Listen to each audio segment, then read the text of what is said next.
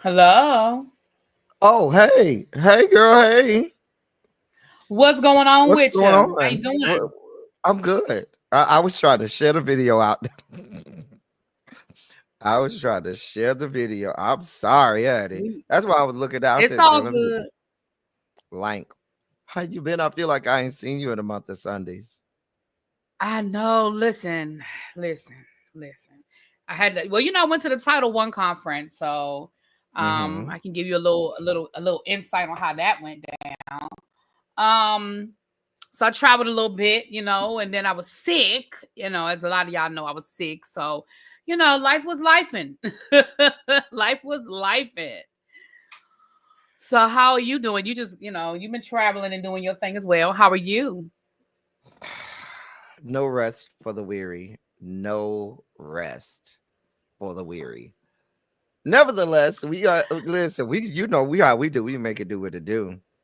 It's no I'm sweat in my off our happy back. place. I'm here. Listen, this is my happy place. I'm here hanging out with you, talking about what I'm passionate about, which of course is education. And listen, the world has just been upside down for the last 30 days. It really seems like it's been 30 years, but it's really only been 30 days. A little You know over what's 30 so days, I should funny? say. And the world has just been You, upside down like them planes. So you know what's so funny, really be not to cut you off, but go ahead. remember last administration we said that they never even mentioned the word education and never talked about it, and now this administration has so much focus on it, but all in the wrong places. Right. It's kind of like it's almost like be careful what you wish for because we wanted the administration to pay more attention to education, but we didn't want this. Right. This is not what Let's we be asked clear. for. This is not what we got. This is not what we This is asked for. not what we asked for. Right. This is not what we meant. Okay. Well, you guys, first of all, Linda McMahon has been confirmed as our new uh Department of Education Secretary. How we feeling? How are we feeling about the Linda McMahon experience? I stopped watching WWF. Never even made the transition to WWE. Okay. I stopped watching back when it was WWF. Okay. That tells you how much I care about Linda McMahon because the only thing she's good for is WWF and allegedly allowing children to be victims of abuse sexually. That is Allegedly. what the word on the curb is, huh? That is the word on the curb. Well, you know, she's the new person. So, but I mean, it doesn't really matter because I mean, this administration is doing everything in their power to gut the Department of Education. So, I mean, it's probably just going to be a vanity title anyway. At this point, it seems like. But anyway, let's go ahead and get into the things of the things of the things. So, I did go to the Title One conference, and I just want to say this. I'm not, obviously, I'm not going to call anybody by name, but what I found to be interesting is that while I was at the conference, of course, we as educators had questions about what the goings on was down to the Department of Education, what that meant for us, what that looked like. And this was right after that edict went out, basically saying they were going to withhold federal funding from any school that had DEI. And as someone who works at a school that's predominantly people of children of color, black and brown kids, I want to know what that, like, I need a definition of what you're talking about when you say a DEI program. The fact that Linda McMahon couldn't even answer during her Senate hearings whether teaching African American studies fell under the purview of a DEI program, I'm a little concerned about what they're considering a DEI program. So I asked the powers that be down to the Title One conference, where, by the way, they wouldn't even answer questions on the mic. They were too intimidated, nervous, scared, Mm, whatever word you want to use, mm, to mhm. answer any questions on the mic. They basically were like, "Come up here, we'll talk to you one on one." Once we got, once I asked that question, the response I got was, "Well, you guys get information before we do because we get our information from Twitter." So basically, they're putting these edicts out. I'm not calling them executive orders. I'm just going to call them edicts. And nobody knows what that's supposed to look like. Nobody knows what it's supposed to be. So, or even if it's illegal. Well, I'm with the governor of Maine. The governor of Maine said, well, listen, if you withhold federal funds, we're going to withhold federal taxes. Call it what you want. You don't send us our money, we won't send you yours. Fair exchange ain't never been no robbery. There it is. So, well, where do you want to start today, sir? We have a couple of interesting articles that we want to go over with you guys. Where do you want to start with today? I say let's start with the last one I sent, which was on that dear colleague letter, because we've missed a lot. Like I said, there's been a lot going on in education. Is that the teacher morale one? No, that's the one right before that one. That's the one. Okay. Did I send you the teacher? I did send you the teacher morale. Okay. And I have put all of the links are in the description box. So if you're watching this, all of the articles are in the description box. So. That's the one that says a new chapter for education. Got it. Education. All right, pulling it up now. My computer's a little slow. And I deleted my cookies and everything, and it's still slow. So I think it's just... they say computers only have like a 3-year lifespan, and after that, whatever happens. And yeah, and this baby has given me 3 years. I can't even be mad. This baby done gave me 3 years. I can't even be mad. All right, and we work every day. This computer works every day. All right, the link is in the chat. Every day. The link is in the chat. So let's get into this article, you guys. Yes, we've missed a lot. So we getting in where we fit in, you guys. Normally, we try to give you the most up-to-date information. But again, we haven't been here for a couple of weeks. So this article is coming from Jackson Lewis. And what is the article? Hold on. This article is a new chapter for educational institutions.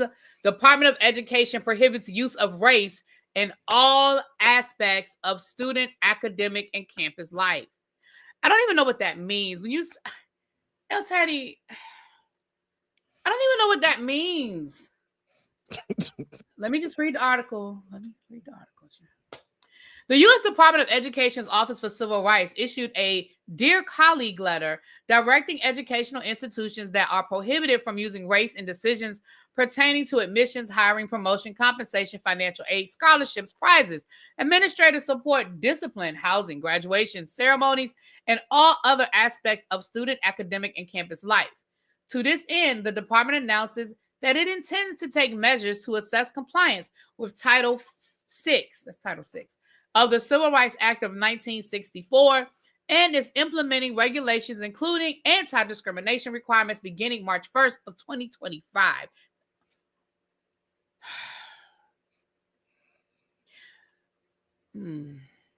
Here we are. So here's the Dear Colleague letter because we have the hyperlink to the actual Dear Colleague letter. So let's read the Dear Colleague letter.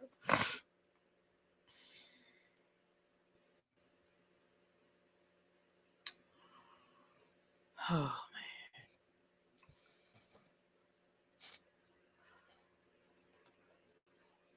Lord, this thing moves so slow. All right, this is dated February the 14th of 2025. This is coming from the United States Department of Education Office for Civil Rights, and it reads as follows. Dear colleague, discrimination on the basis of race, color, or national origin is illegal and morally reprehensible. Accordingly, I write to clarify and reaffirm the non-discrimination obligations of schools and other entities that receive federal financial assistance from the U.S. Department of Education. This letter explains and reiterates existing legal requirements under Title VI of the Civil Rights Act of 1964, the Equal Protection Clause of the United States.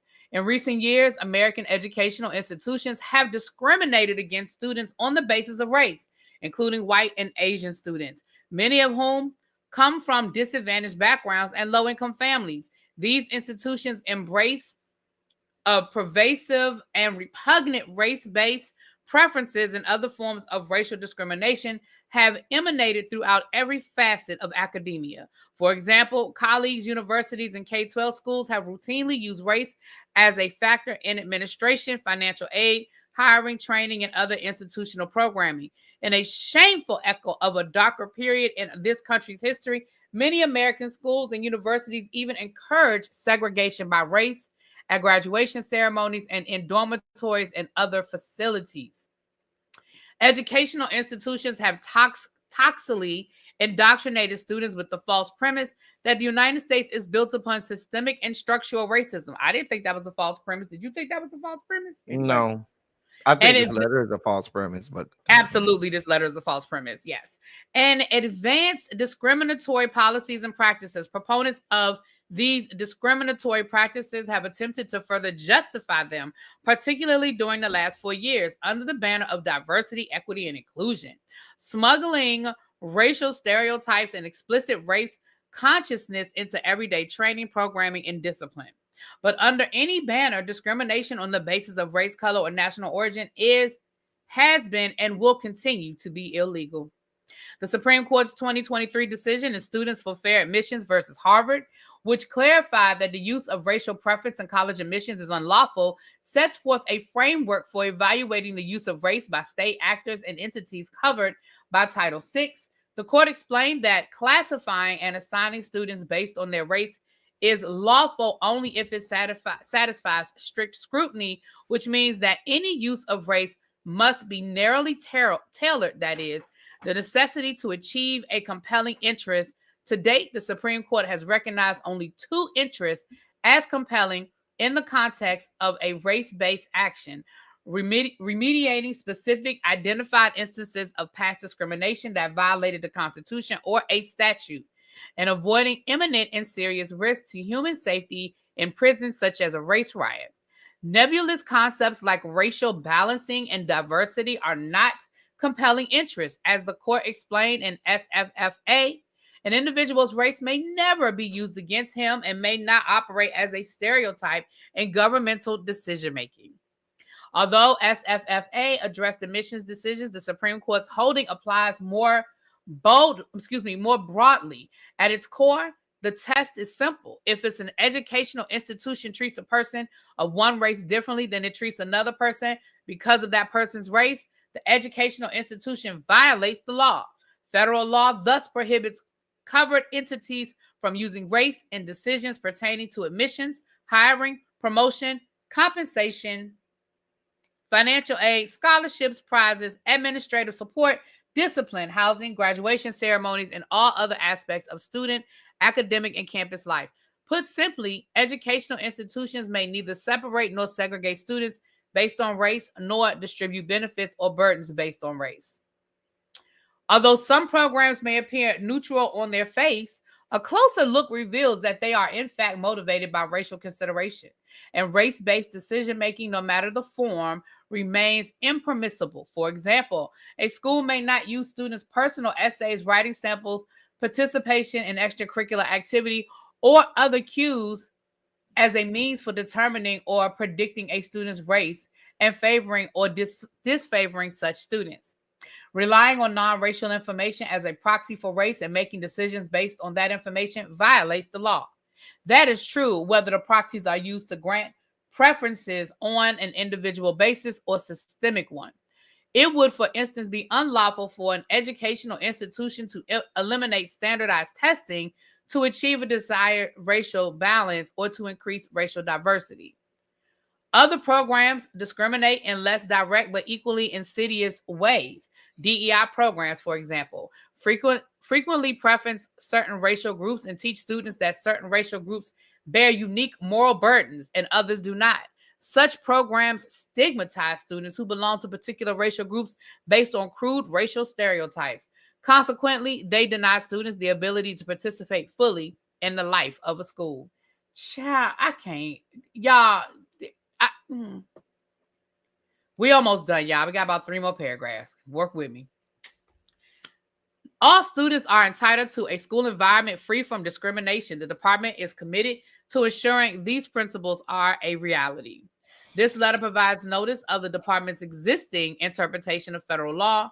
Additionally, legal guidelines will follow in due course. That's the part we're waiting for, the legal guidelines. The department will vigorously enforce the law on equal terms as to all preschool, elementary, secondary, post-secondary educational institutions, as well as a state education agencies that receives financial assistance. The department intends to take appropriate measures to assess compliance with the applicable statutes and regulations based on the understanding embodied in this letter, beginning no later than 14 days from today's date, including anti-discrimination requirements that are a condition of receiving federal funding. All educational institutions are advised to, 1, ensure that their policies and actions comply with existing civil rights law. 2, cease all efforts to circumvent prohibitions on the use of race by relying on proxies or other indirect means to accomplish such ends. And 3, cease all reliance on third-party contractors, clearinghouses, or aggregators that are being used by institutions in an effort to circumvent prohibited uses of race. Institutions that fail to comply with federal civil rights law may consent with applicable law face potential loss of federal funding. Anyone who believes that a covered entity is unlawfully discriminated may file a complaint with OCR. Information about filing complaint with OCR is in the link. Thank you in advance for your commitment to providing our nation's students with an educational environment that is free of race, color, or national origin discrimination. Sincerely, Craig Trainer, Acting Assistant Secretary for Civil Rights, United States Department of Education.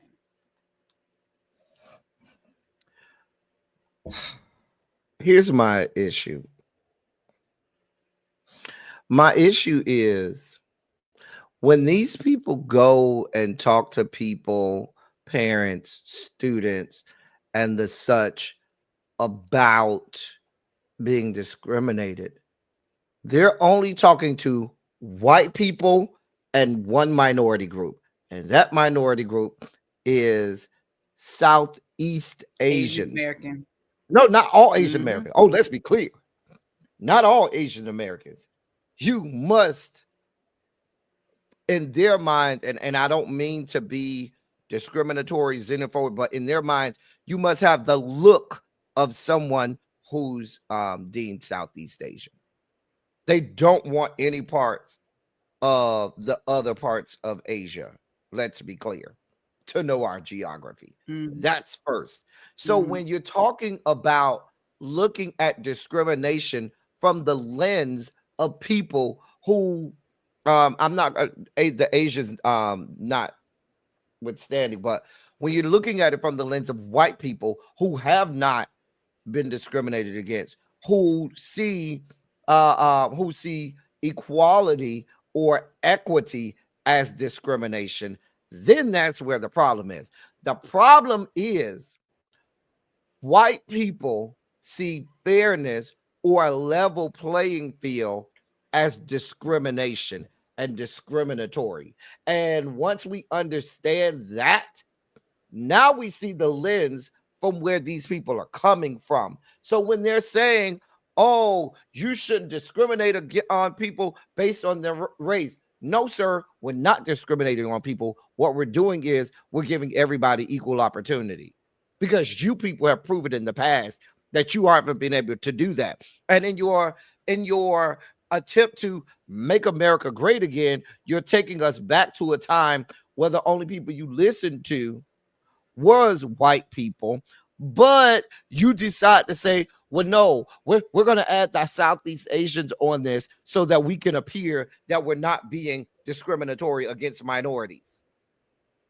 So all they have to do is check the box. Oh, we included the Asian community, so we can't be racist.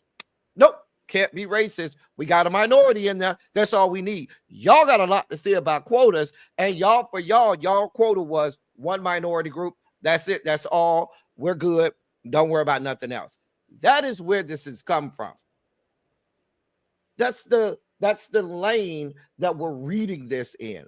Okay. And we're talking about a federal agency, the Department of Education, whose whole purpose was designed to ensure that there was a level playing field, that all children across the country had the opportunity to hopefully receive worthwhile instruction and education. I should also note, really be, can we, because you're my history teacher, really be, you're my history buff. You're my history teacher. I go to you for my history. We know, really be, just about every agency within the United States government was created for protection of Black people, going all the way back to the DOJ. I ain't say all of them, but the lion's share of them were created because there needed to be agencies to make sure that we were upholding the Constitution. So we created agencies, and this was because we as Black people were agitators. We were people who protested. We were the people who were saying, nope, you're doing the wrong thing. And you notice how this man is summarily eliminating anything that was out there created. He's either eliminated them worth all, wholesale, or dismantling them so much so that their effectiveness is gone. And now we see this with with the Department of Education. It's disgusting. It's disgusting. Yeah, I mean, again, I asked point blank at the Title I conference, hey, what does this letter mean? And they honestly could not tell me, because, again, we know what DEI is, but they, and when I say they, I'm talking about the Trump administration, they are not clear on what DEI is. So when you say, hey, we're going to eliminate funding, federal funding from school districts that have programs or policies that are, DEI policies. But when you're making up the definition of what DEI is, if I'm the superintendent, I don't know what that means, because what you're saying is DEI is not what DEI is. So I can say, hey, we have eliminated all of our DEI policies, and then you come along, it kind of goes back to the whole book banning thing in Florida, and then you come along and you give me a totally different definition. But that's not what you said 6 months ago. So now you come into my classroom and now you're saying, hey, I'm out of order. I'm out That's of because order. they're afraid to say what the real definition of it is, because they don't want to be seen as racist and discriminatory. I don't know what they don't want to be seen as, but we see it. Hello, right here. We see it. Hello. Janae, we have not. We can, if you want us to go ahead and do it now.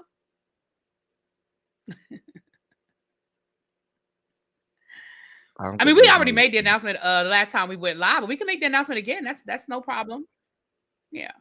You want us to make it now?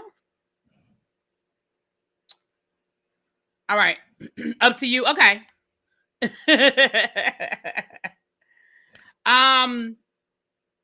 Well, I'll go ahead and make it now.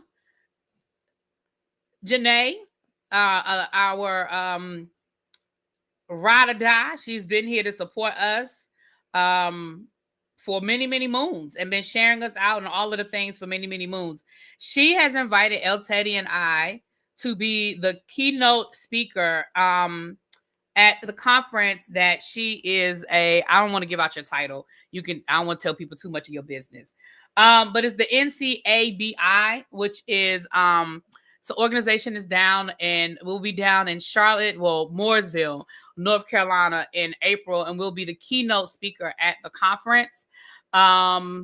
So we are definitely honored and excited for that to happen. It's a closed event, so it's not that you have to already be a member or be already invited. However, we will be down there. Okay, she said she's okay with us saying that. Bioscience, and she is the president. Yeah, I didn't want to just give out all your information, child. But yeah, we will be the keynote speaker, and she reached out to us. So I definitely appreciate. I'm honored. I'm flattered. All of the above that she thought of us, and we are in the process of getting it all together. We'll be speaking on that gap of education going from K through 12 to higher education post pandemic, which honestly, hell, that's what we talk about over here. It'll have a science base to it because of course that's who we'll be speaking to. But LT, do you want to add to that? Anything you want to say? Add? I just think I'm so excited to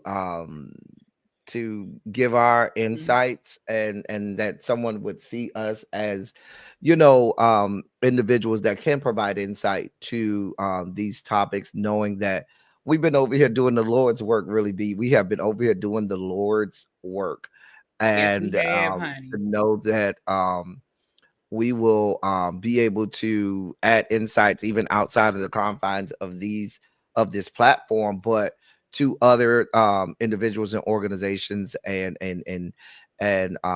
more than that, be able to continue to sound the alarm for where we are in education, and how devastating where the place we are globally with regard to instruction and education here in America. So I'm really excited to talk about it.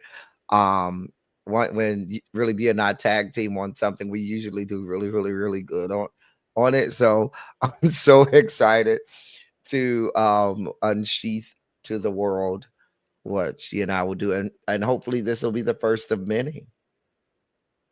Yes, hopefully this will be popping our cherry and we'll be moving on from there.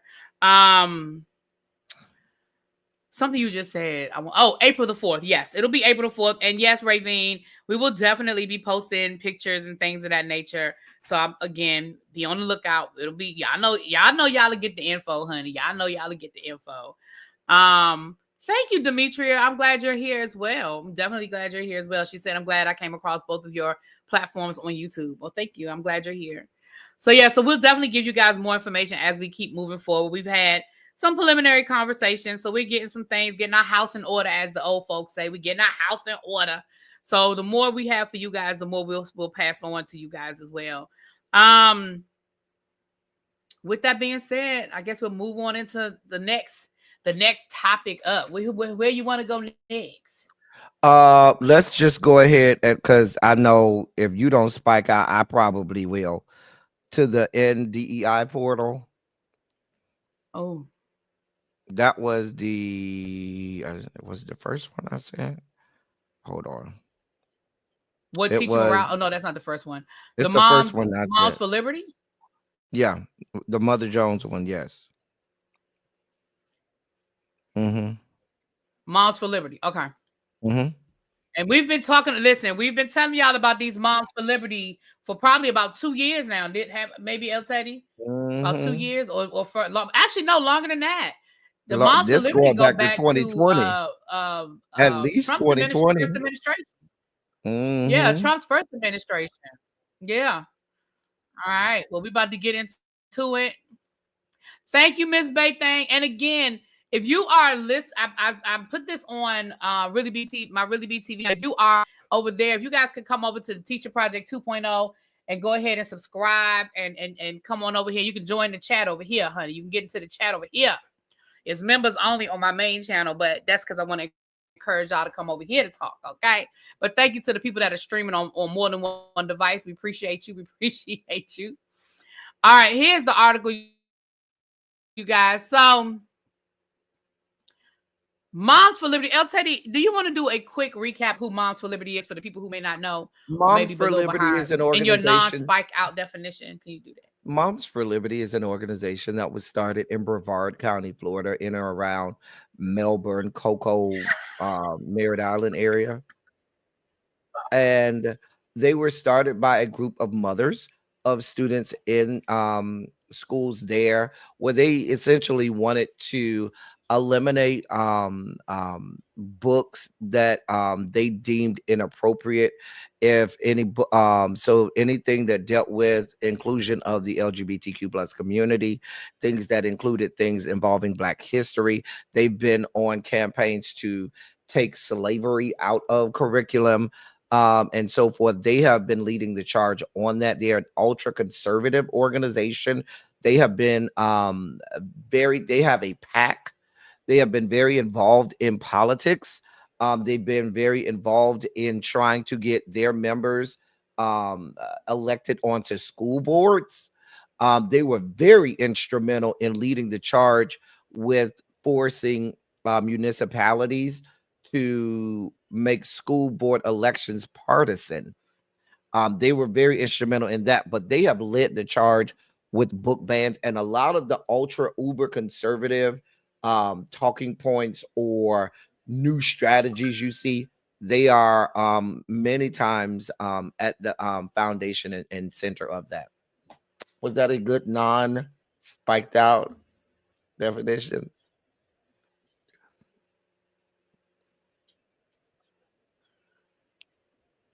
ma'am?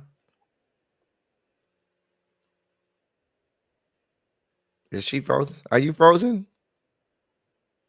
Hello? Can you hear me? That was great. That. Oh, I think you have a delay. I think you have a delay because we thought you were frozen. Oh, I'm frozen. Can you hear me and see me now? No?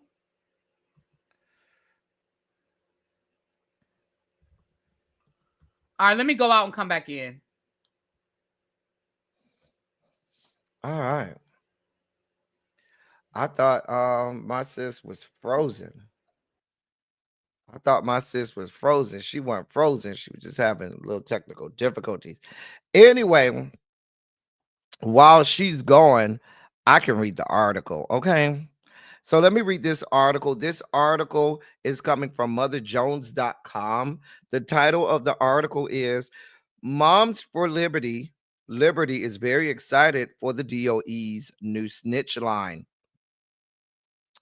Paranoid right-wing parents now have a new tool at their disposal. Last week, the Department of Education launched a so-called End DEI portal, a place where people, parents, teachers, students, and anyone else are invited to submit reports of quote illegal discriminatory practices at institutions of learning, end of quote.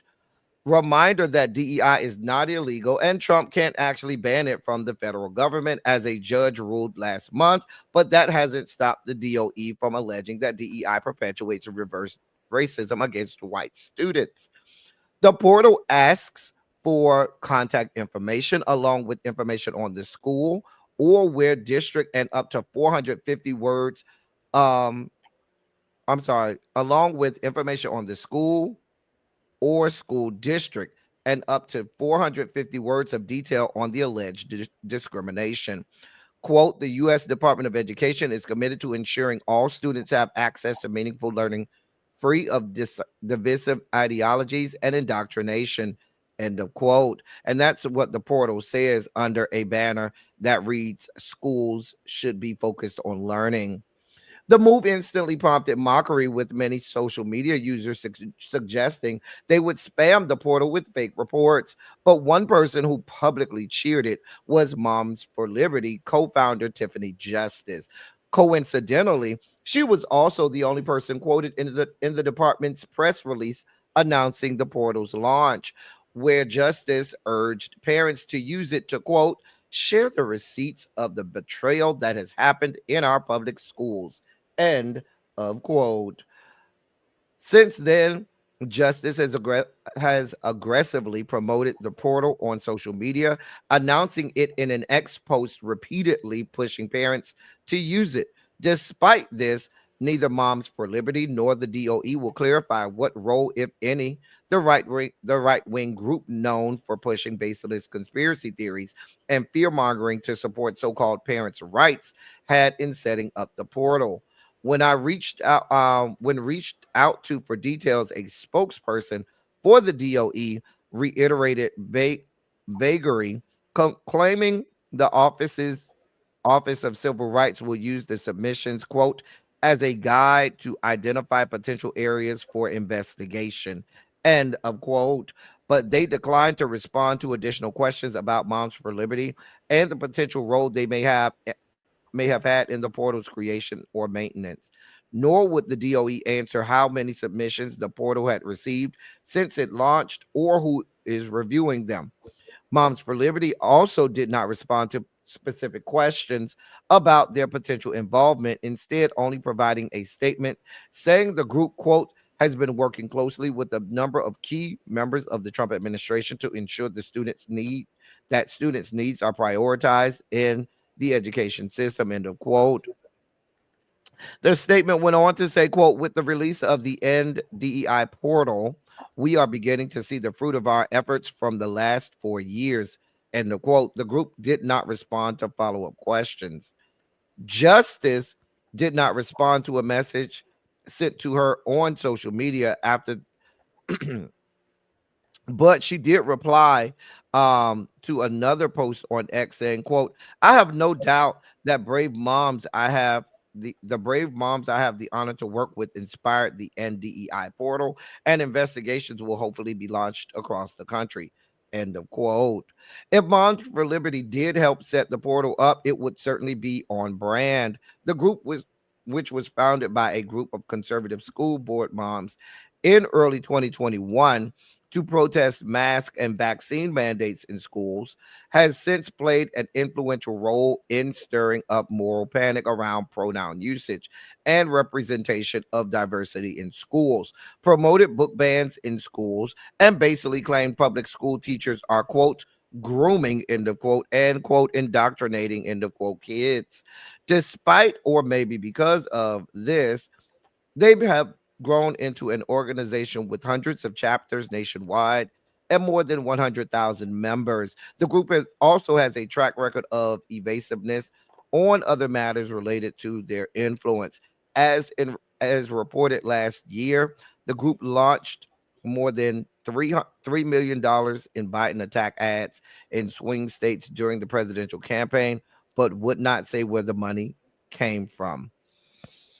But Hmm. Justice's inclusion in the DOE's announcement last week suggests that the group is attempting to bounce back from a slew of bad press in recent years.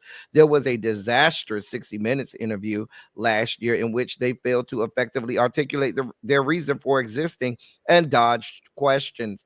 The loss of a bunch of Not their candidates reason. they backed in the loss of a bunch of candidates they backed in 2023 as my as was reported, and of course, the sex scandal involving co-founder Ziegler, who also helped author Florida's "Don't Say Gay" law.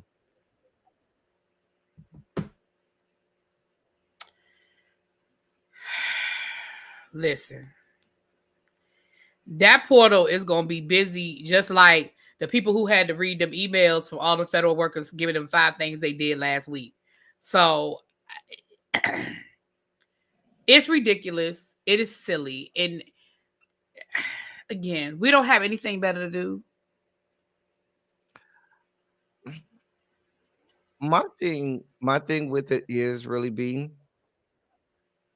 I've learned, especially from this second administration, I've learned to take these people seriously. And what I mean by that Absolutely. is, what scares me is the fact that they are going to use this stuff to start investigating teachers. Mm-hmm. They are going to take anybody that could lie or fabricate or make up some fallacy about what they deem is an injustice by a teacher to their child is going to hit DOE, and DOE is then going to call the state DOE, US DOE is going to call that state DOE or ed department, who then will call that superintendent. And you know it's going to trickle down, and there's going to be death and damnation without due process in a lot of areas and in a lot of districts. There's going to be So death and damnation without due process. so let's be clear. I feel the same way. Like it's not that I don't take any of it's not that I'm not taking the thing seriously. But where I sit,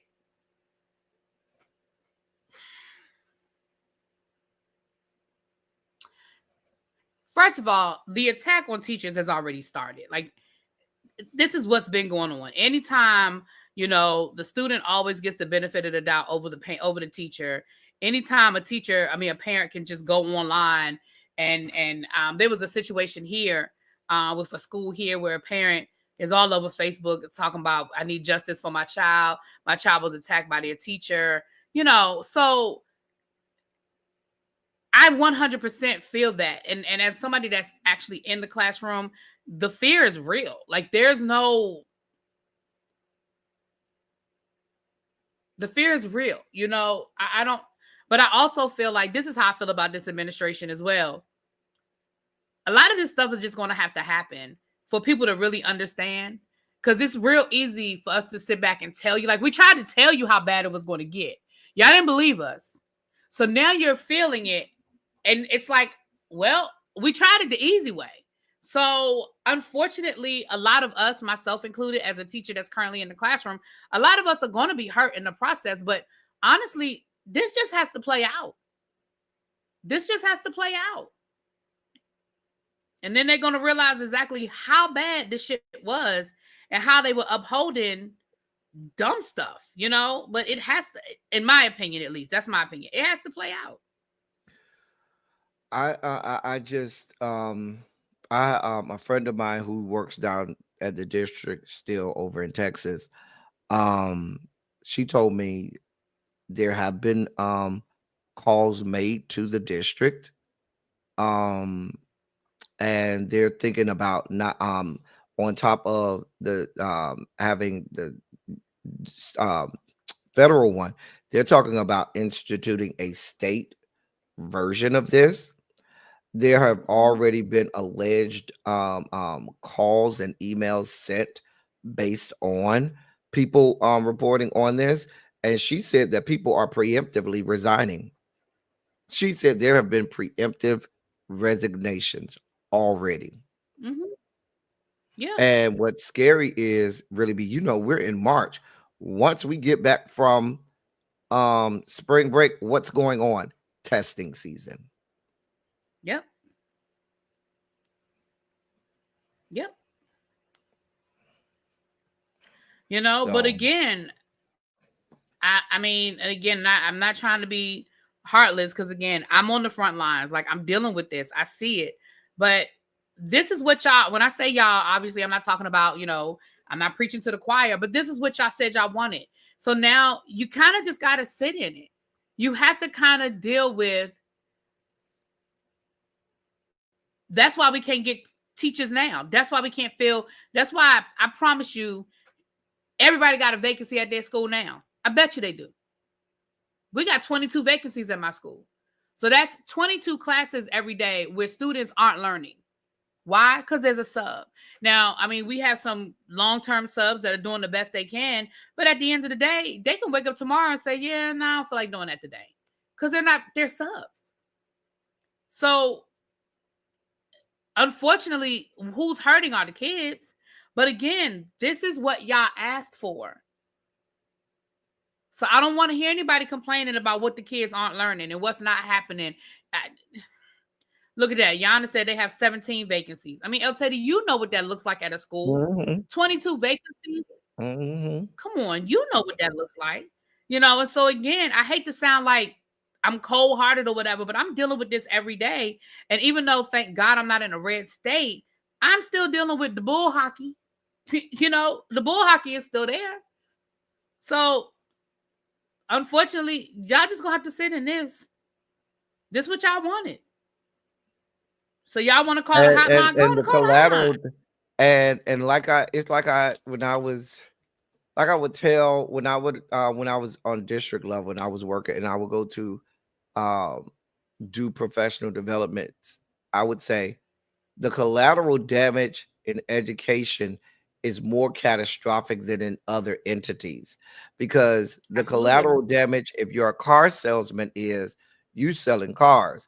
While you may think, that selling cars is not as bad as a student losing a year off on instruction in any subject matter, because one bad year or 1 year off from learning has been proven statistically to be detrimental or in some cases Yeah. irreparable for a student. And that's just where we are. And God forbid, Yeah. these are students at the primary level where you have students that are learning to read, students that are doing foundational and rudimentary building of their education. And these things have catastrophic levels. And it's not, and what will happen is we'll see like that article that went viral about the girl who got into college and can't read and write. And she's not the only one. And Nope. people want to blame the teachers, but what they're not blaming is the systems and processes in place that causes teacher shortages and causes things to now it ain't just even people slipping through the cracks. You know, we used to say students slip through the cracks, really be. Now there's a whole chasm. And they're just falling through the chasm. They're not slipping through the cracks anymore. They're falling into the chasm. That's where we are now. And it's only getting bigger. Yep. And when I hear those stories, again, I make no excuses because clearly I don't know the full story. But again, El Teddy, I would venture to guess. Me and you haven't talked offline about this, but I would venture to guess when you hear those stories about people who these kids who go through school and can't read or write. I would venture to guess what the backstory is behind some of those stories, because you know those things don't happen in a silo. The system worked for something. We don't know the story. We're not gonna start to speculate, but really be and I already. Y'all can't hear us. Really be and I are already. What happened? I got a text. Somebody said they can't hear us. Y'all can't hear us?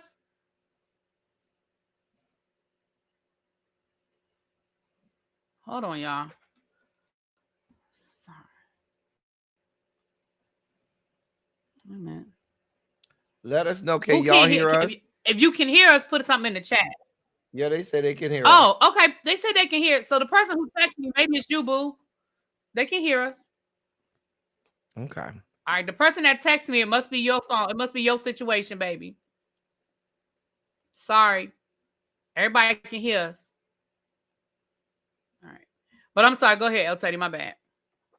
No, I was saying we can already figure out so many instances where how this can occur. Like it's not far-fetched. Me and Really B, if you give us some time, you can give us 2 points about this, and we'll have the whole story figured out about how this happened. And y'all, and y'all look at us like y'all were there. No, but we know how this goes. We've been in the system long enough to know how these things go and how it happened. Okay. And again, I make no apologies because again, I don't know the story, I don't know the situation, I don't know the child. But I've been in education long enough to know. I've been in education long enough to know. Do you want to do this this last article on teacher morale? I guess it might be a good way to end it. What we're talking about right now, teacher morale. Did we skip one? Oh, there is one about Department of Education offers a $25,000 payout. Which one you want to do? Because I know you have your live scheduled in a few minutes, so I'll let you decide. Well, let's say the teacher morale one for next week because I feel like that might turn into a whole conversation that we kind of already, you know what I mean? Let's look at this $25,000 payout for staff. I have friends who work at the Department of Education. I actually have friends who jobs are in jeopardy at the Department of Education. I have friends that work for pretty much every agency down here that have had that. I've heard so many stories about what's going on. But this is one of the, quit before you get fired type offers. Oh Lord, what in the world? The Hill, Lord. You got it. It made me. It's trying to make me prove that I'm human, not a bot, child. Okay, here we go. We got it now. I'd never seen that one before. This is coming from the Hill. The article is Education Department offers $25,000 for staffers to quit. And this was dated March 3rd. The Education Department sent an email to staffers Friday saying if they quit by Monday night, they will receive a $25,000 cash payout. The department official confirmed the email, which warned of significant layoffs in the future. The email, first reported by Politico, was sent by Jacqueline Clay, a chief human capital officer, giving employees until 11:59 Monday to make a decision. This is a one-time offer in advance of a very significant reduction in force for the U.S. Department of Education. The department did not answer when asked how many staffers have accepted their offer so far. Some employees are ineligible for the payout, such as those who have not yet been employed at the department for 3 years, those who have recently received a bonus or other awards, or those who got a student loan repayment benefit in the last 3 years. So if you got your student loans repaid, child, you're not eligible, child. You're not eligible. The department has already put dozens. Oh, wait a minute. Hold on. I skipped the place. Clay said the payout would be the equivalent of a severance pay or $25,000, whichever is less. The department has already put dozens of employees on administrative leave. While completion of the department would take an act of Congress, it seems the agency will be slashed in other ways. By almost $1 billion in contracts have been canceled. The offer deadline comes on the same day as Linda McMahon became officially confirmed by the Senate. The former WWE head laid out in her confirmation hearing that she would like to. President Trump believes in the bureaucracy in Washington should be abolished so that we can return education to the states where it belongs. Girl, do you realize you're talking yourself out of a job? McMahon wrote to Democratic senators, I wholeheartedly support and agree with this mission. Hold on, y'all. I think that's it. Yeah, I think that's the end of the article. All right. How you feel about it? This is the further, like she said, she wrote a letter to her first message or letter to the employees after the morning after she was confirmed, was to say that the education department has its final mission, and that's a direct quote, final mission. So they are hell bent on it. I mean, you couldn't have been serious about keeping the Department of Education when you hire somebody that ran WWE. Okay. She clearly is someone that's a billionaire and doesn't need the money. And so she could give it. This is just something for her to play around with. This is just something for her to play around with.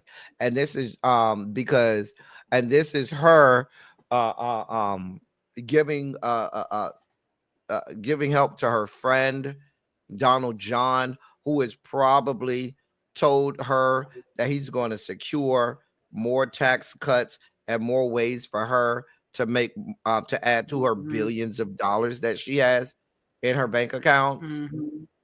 With disturbing the lives of a whole lot of people. And let's be clear what this is about.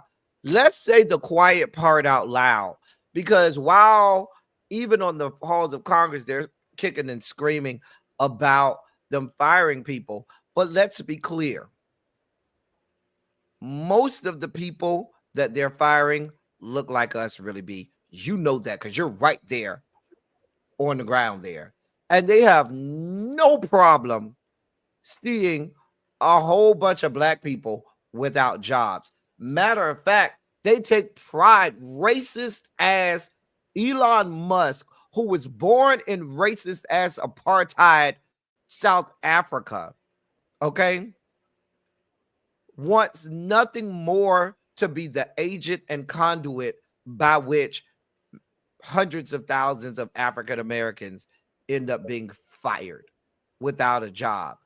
Damn what it does to the unemployment rate. Damn what it does to government efficiency, because this is not about government efficiency. This is about Absolutely. this is, and I'm going to say it out loud. People are trying to mix words and play politics. Look at all of the strategic domestic things that we've done, foreign affairs notwithstanding, but all of the domestic decisions that this man has made. You notice how they have such an adverse effect on Black people? That is on purpose. You want to know why? Because this is the type of person that's petty like that. Because he said, "Oh, Black people make it a point to say that they were the ones who wholeheartedly voted against them, still in droves. We were the group that stayed loyal. We were the group that, regardless of what happened, we said, nope, we're voting for her." And what is he going to do? He's going to enact retaliation on that. And so this is why, I get real passionate about the whole I'm sitting on my couch and doing nothing committee, because there is direct effect on us. Really, you can speak to not just within the Department of Education, but within all of the agencies, how this decimates the Black community in that DMV area. And then if I go further and look to what this does to the Department of Education, what they're looking to do is dismantle DOE and just give block grants to states and let them figure out what to do with the money. And we know that there are states, the Oklahomas of the world and Tennessees of the world and Texas and Florida, they're not going to do right by that money. There's no they don't want to have any regulations on that. So they want to give this money to these red states and just let them do whatever the hell they want. And here's the other thing, and I'll let you go after this. They're going to have complete equity when it comes to giving out the money. It's all going to be about, oh no, everybody needs to get equal money. Everything's equality then, even though the red states don't even give half of the money into the government. Most of the money that gets paid in taxpayer money comes from blue states. That's noted. That is a fact. Mm-hmm.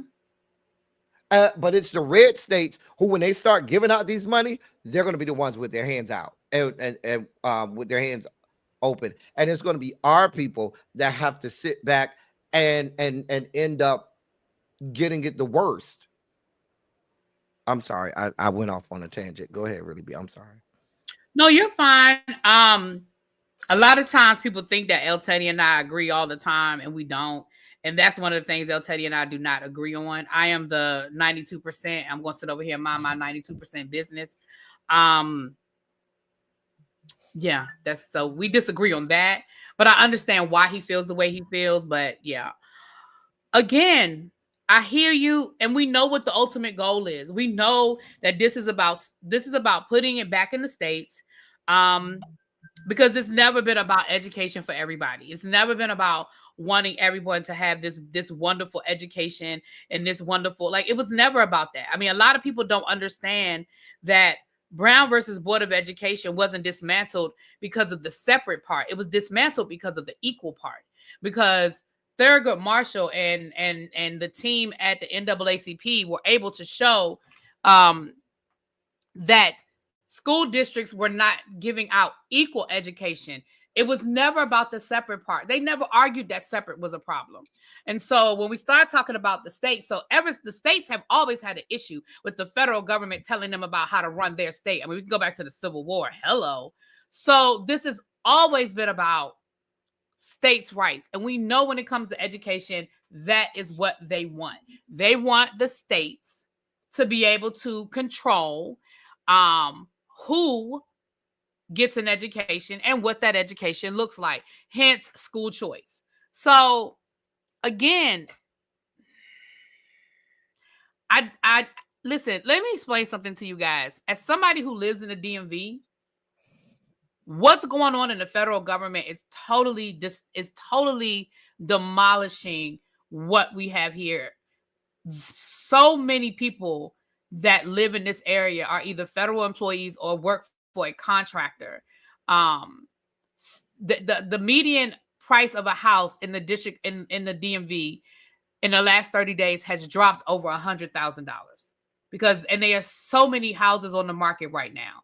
So like, I know what it's looking like on the front lines. I have a lot of friends that are either dealing with having to retire or losing their job. Like I'm dealing with it on the front line. And it kind of goes back to what El Teddy said early on, where I'm no longer going to say what they can and cannot do. I'm just going to say what's legal and what ain't legal, because clearly they're not following the law. At this point, if they want to get rid of the Department of Education, they're going to get rid of the Department of Education.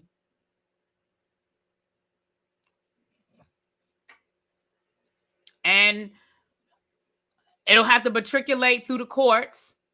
And once it gets to the Supreme Court, that's a crapshoot, you know?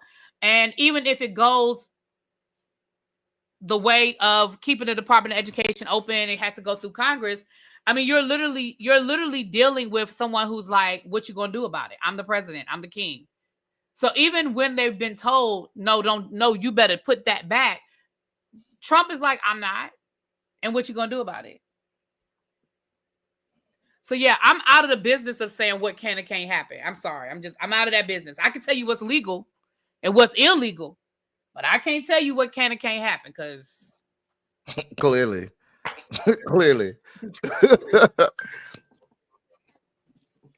So yes, KK, pray for our federal workers. I mean, not to change the subject. I know we got to get off of here, but they said something today about the veterans. At the VA. Yeah, I'm reporting on that. That's a part of my life today. Is it 800,000? It's something really 80,000. 80,000. I'm sorry. I mean, can you imagine 80,000 people losing their job on one day? Like, that is so, my God. But y'all was worried about the price of eggs, so y'all let me know how them eggs taste. I need to know how them eggs taste. Anyway, with that being said, we're going to talk about teacher morale. We'll roll that over to next week, because I think we talked a little bit about it today anyway. But we'll roll over that article till next week. El Teddy is going live in 5, 4, 3, 2, 1. Y'all get over to El Teddy's house. Get over to El Teddy's house, because he's going to tell y'all all about the latest shenanigans and the fallout from, I don't want to even call that no State of the Union. I don't know what the hell that was last night. But I'm sure he has all of the updates on those things. El Teddy, anything you want to tell the people before we get out of here? Stay vigilant. Stay vigilant, because you never know. It's good to hear about the stories, but you never know when this stuff is going to hit your doorstep. And so that's why we have to stay vigilant and stay updated on everything, because at some point it could hit any of our doorsteps, or that of one of our loved ones. Family, friends, and loved ones. So we want to make sure we stay vigilant and stay informed and be ready to move and mobilize when it hits your desk. So I know if you'd already seen that. It was already in the girl, you better be having my dossier. Okay, it just hit me.